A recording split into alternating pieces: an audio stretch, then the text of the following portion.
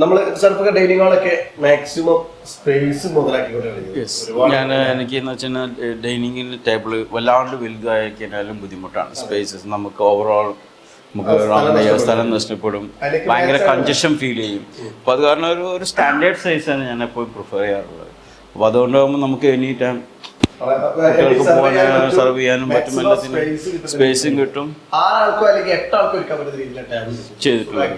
അതിന് മുകളിൽ നല്ല രീതിയിൽ ചെയ്തിട്ടുണ്ട്, നല്ല രീതിയിൽ ലൈറ്റിംഗ് കൊടുത്തിട്ടുണ്ട്, ജിപ്സത്തിൽ ഡിസൈൻ കൊടുത്ത് അതിന്റെ അടിയിൽ പാനലിംഗ് കൊടുത്തു.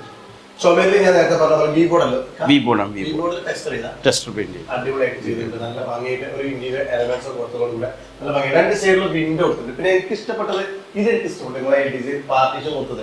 എന്റെ ഒരു ഐഡിയക്ക് ഞാൻ അവർക്ക് പറഞ്ഞു കൊടുത്ത് അതേമാതിരി അവർ എനിക്ക് ചെയ്തു. നല്ലൊരു സ്പേസ് കൊടുത്ത് ഒരു ഷോക്കേസിങ് ചെയ്യാൻ പറ്റുന്ന രീതിയിൽ തന്നെ കൊടുത്തു. അതിനിടയിൽ ഗ്ലാസ് കൊടുത്തു. ഡയമണ്ട് ആണെങ്കിൽ പോലും നടുവിൽ ഗ്ലാസ് കൊടുത്തതോടുകൂടെ നമുക്ക് ഇതുപോലെ സ്റ്റോറേജ് ഏരിയ